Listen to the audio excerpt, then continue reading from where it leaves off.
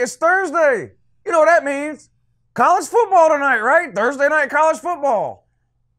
Well, not really this week. There is a couple of FCS games tonight, but the NFL kicks off tonight. Now, I don't do a lot of NFL stuff here on this channel. I'm not nearly as big of an NFL fan as I am a college football fan, but the NFL season does get underway tonight with the Atlanta Falcons traveling to Philadelphia to take on the defending Super Bowl champions. That game comes on, I think, at 8 o'clock or 8:30 tonight. So in this video, I'm going to preview and predict that game for you, as well as 5 or 6 college games from Saturday that didn't fit into the SEC video on Tuesday or the top 25 video yesterday. Let's go.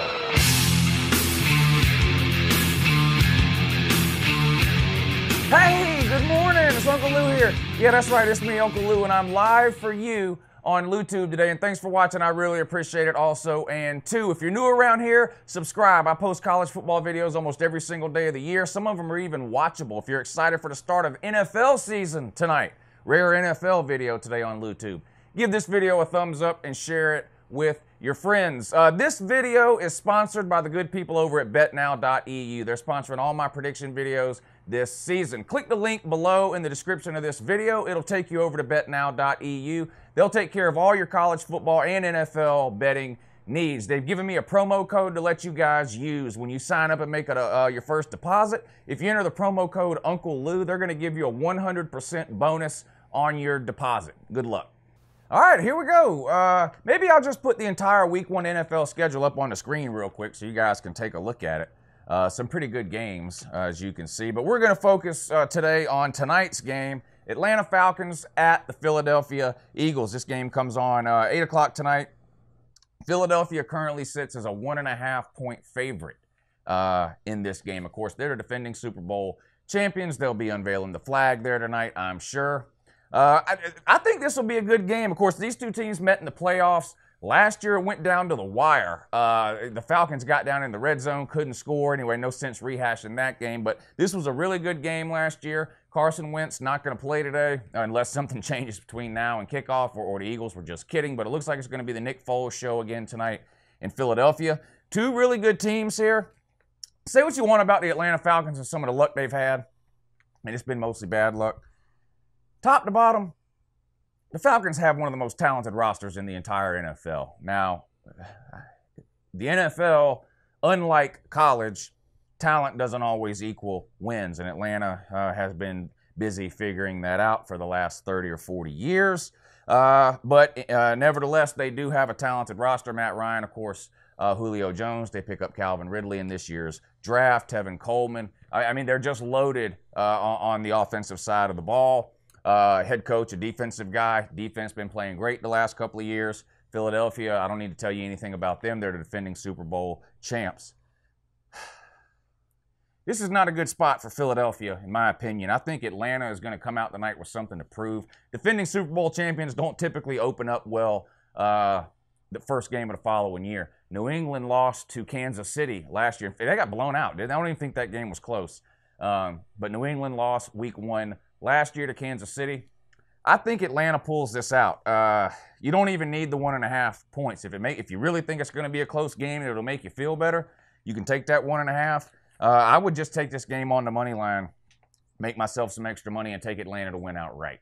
All right, now we're going to move on to the rest of the games that interest me on Saturday that didn't fall into either of the other two preview videos that we did. We did an SEC preview video on Tuesday. I'll put a link right up here. I previewed every single SEC game coming up this weekend. And then yesterday, of course, Wednesday, we did a top 25 preview. I previewed all the teams in the top 25, except the SEC teams, obviously, because I had done them the day before. I'll put a link to that video right up here, but I previewed and made predictions for every team in the top 25 yesterday. Today I ran through the list of games that were left on Saturday's schedule, and I found some interesting ones to me.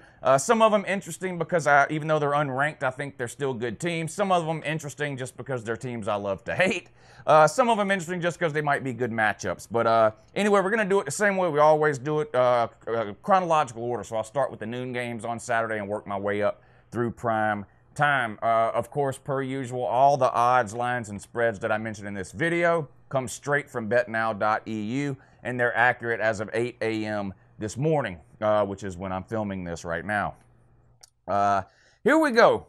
Arizona at Houston. Now, why this game? Well, this has two of the most exciting players in college football on different sides of the ball, right? You got Khalil Tate at Arizona, Ed Oliver at Houston. Ed Oliver, if you don't know who, this is worth watching just if you don't know who Ed Oliver is. This guy is a grown man. This guy would start on almost any single team in America. He's that good. He's an All-American. He'll be a first-round pick. This guy, he's unblockable. He's an absolute animal. And, of course, you got Khalil Tate, quarterback for Arizona, sort of a do-it-all guy. When you look at Khalil Tate, I think the jury may still be out on him overall. He had a stretch last year of 4 or 5 games during the month of October where he looked like one of the best college football players to ever live. Outside of that, though, he's been a little underwhelming, including last week in an embarrassing loss to BYU. They got to go on the road this week to take on Houston. Houston won last week, so 0-1 Arizona at 1-0 Houston. Houston, like I mentioned, is a 4-point favorite in this one, noon ABC or ESPN2, depending on where you live. Houston's got a good offense, too. I mean, everyone talks about Ed Oliver, but they've got a dual-threat quarterback that can run around and throw the ball. I was high on Arizona coming into the season. They laid a huge egg week 1. I just can't go with Arizona anymore this season until I see them do something. 4 points is not a whole lot. Obviously, I would rather it be 3. I'm going to take the home team, though, and lay the 4 points. Give me the Cougars -4. Atlanta, Georgia, home of the worst traffic patterns in the United States, courtesy of Georgia Tech's engineering department, and home of one of the most embarrassing, terrible, disgraceful, running a 35-year-old circus offense football programs in America, courtesy of Georgia Tech's athletic department. Georgia Tech at South Florida, noon, ABC or ESPN2. So the Arizona-Houston game or this game will be on ABC, depending on where you live. The other one will be on ESPN2. Georgia Tech is a 3.5-point road favorite in this one at South Florida. South Florida, of course, coached by Charlie Strong. Got let go from Texas a couple of years ago. Tom Herman at Texas now. Get to him in a few minutes here. Georgia Tech, Paul Johnson in his, 11th year? Georgia Tech loves this guy, Paul Johnson, don't they? It's great news for me. I support Paul Johnson 150%. I hope they keep him forever. And it looks like that's what they're planning to do, which is fine with me. Georgia Tech, of course, runs triple option offense. They got the quarterback. Is his name Tavon Marshall? Little bitty thing. I mean, the guy can't be more than 5'5". Anyway, he returns, so he's going to run that triple option. They got a couple of decent running backs. They're not loaded at running back, or they don't have the talent at running back I don't think that they've had in years past. They're going to play a freshman, I think, too. But Tavon Marshall cannot pass the ball. Terrible. South Florida will try to sling the ball around. Georgia Tech, they did okay defending the pass last year. We'll see how they fare in this game. It's on the road, though, at South Florida. South Florida not as good, I don't think, as they've been in years past. But South Florida has a history of knocking off ACC teams. I mean, in the last 10 years, they have wins over, let's see, I know they beat Syracuse, Miami, Florida State, and Clemson. So over the last 10 years, they've beat the best of the best in the ACC. Now, they've had some teams, in my opinion, that were much better than the team they bring in this year. But this game's on the road at South Florida. 3.5 points. South Florida, it's hard to play Georgia Tech when you're not used to playing against that style of offense. You know, in the case of Georgia and the ACC teams, they play Georgia Tech every single year. So even though they're not practicing that thing year-round, the coaches at least get accustomed to preparing their team for that. South Florida doesn't. That obviously gives Georgia Tech an advantage. It's in South Florida. I think that helps. This is a tough one to pick, really. They both had big wins week 1, but it was over FCS teams. Can't tell anything from that. I'm going to take South Florida and give me the 3.5 points, though. I don't feel good about this one either way. I mean, if South Florida doesn't figure the triple option out, Georgia Tech could win this game by 10 or 14, but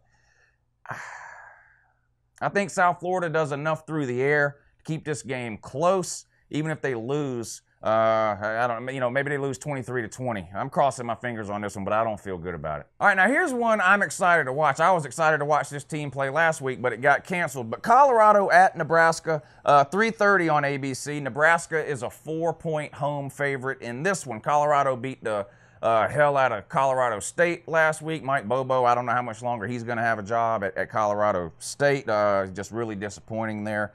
Nebraska, like I mentioned, their game got canceled. So this will be Nebraska's first game, the debut of Scott Frost and his new offense. Nebraska's going to put that young kid, is it Adrian Martinez, out there at quarterback, let him run around in Scott Frost's offense. I know Nebraska has been pretty bad over the last few years. I know the talent level at Nebraska isn't where it needs to be to compete in the Big Ten. I have to believe, though, that the talent level Nebraska does have is enough to compete with Colorado. Maybe not beat Colorado, but compete with them. But then add Scott Frost to the mix. I have to think Nebraska wins this game. It's Scott Frost's first game. It's at home for Nebraska, the season opener. The crowd will be rowdy and ready to go. 4 points is not a whole lot. I'm going to take a gamble here that Scott Frost's offense gets rolling early this season, and Nebraska picks up a big win at home to start their 2018 season over Nebraska. Give me Nebraska. I'll lay the 4. All right, here's an interstate rival game here. Iowa State at Iowa. Big 12 versus Big 10.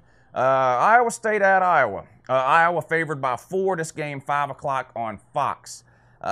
These two teams had 2 of the biggest upsets of the entire year last year, right? Iowa State knocking off Oklahoma, Iowa knocking off Ohio State, which ended up keeping Ohio State out of the playoffs, which allowed Alabama to go on and win the national title. So Alabama, you owe Iowa half of that fake title. And I'm just kidding, that title's real, but you do got plenty of fake ones, though. That's a different video, though. Iowa State at Iowa, Iowa -4. This game, close game last year, real high scoring. I could see this game being close again this year, too. I don't think it'll be nearly as high scoring as last year. Matt Campbell at Iowa State, how's he going to follow up? He was a hot name towards the end of last season after beating Oklahoma. He beat another one of the big boys out of the Big 12, too. Was it TCU or Oklahoma State? Can't remember. Somebody will let me know in the comments section. But anyway, the point is, hot young coach at Iowa State caught a lot of people's eye last year. Interviewed for a couple of jobs, I think. If he has another couple of good years, wouldn't surprise me if he gets an opportunity at a bigger school. Takes Iowa State, the Cyclones, on the road to Iowa. That is a tough place to play. Now, this isn't a night game, which helps for Iowa State, but still tough to play at Iowa any time of day. 4 points, not that much. Big 10 better than Big 12. Give me the Hawkeyes, and the Big 12 can have those 4 points. Iowa will win this game by more than 4. All right, and I'm only including this one because Florida State, your offensive line, listen, if I had a son playing quarterback for Florida State, I would have some serious words with that coaching staff and the recruiting department at Florida State. You're risking life and limb to play quarterback at Florida State right now. That's how bad that offensive line is. And this is nothing new. We're going 3 years now they can't get this thing fixed. You gave up 70 sacks over the last 2 seasons. That's an average of 35 a year. You come out and play Virginia Tech at home week 1 and did not look good. Cam Akers, I love Cam Akers, one of the best running backs in America. This guy, I mean, there was people on him. I mean, he could hardly get the handoff. There was people in the backfield. It just pitiful. But you play at home again against Samford. You will get a win. Willie Taggart had better get that offense figured out this week against Samford. Better get to now. The defense played good. We got to give some credit to Florida State here. Florida State's defense was on. It seemed like they were on the field the entire game, and they really played a good game considering how bad the offense played. So let's give a lot of credit to Florida State's defense. Samford may not score in this game. I don't see him reaching double digits for sure. But Florida State, Willie Taggart has got to get that offense figured out here. If not, it's going to be another long, rough season in Tallahassee. I mean, if anybody watched the week 1 games, now I know Miami lost too, but Miami lost to a much better team. LSU is a much better team than Virginia Tech. And so, I mean, you tell me, I don't know, if you watched the week 1 games, I'll tell you right now, Florida State's not beating Clemson. I don't think you're beating Miami. That's another 2 losses at least, and then you have to think you're going to lose at least 1 or 2 more. If you're as bad as what we saw week 1 against Virginia Tech, you could be looking at a 7-5 season here, which for Florida State is unacceptable. You better take this week against Samford and get that stuff figured out. There's no line on this game yet. Maybe one will come out tomorrow or later today, which is often the case when you get a team like Florida State playing an FCS school. But anyway, this game will be on 7:20 p.m. on the ACC network. If you want to watch, I don't know why you would, but if you do, there you go. All right, another game I'm only mentioning because they, I mean, this team let me down. I mean, I'm sorry. Is this the thing? How about it's got to be this from now on? I mean, this is like the Hook'em's horn distress signal. What is going on in Texas? I thought, is Tom Herman an offensive coach or not? I don't understand. Texas's offense is absolutely abysmal. I mean, just terrible. And I don't want to hear about anything about how it's all the quarterback's fault, okay? You can put enough talent around an average quarterback and turn him into a game manager and win games, especially games against Maryland. To lose to Maryland like that, listen, you lost to Maryland last year. So forget there's no surprise or sneak up type. This was a revenge game for Texas.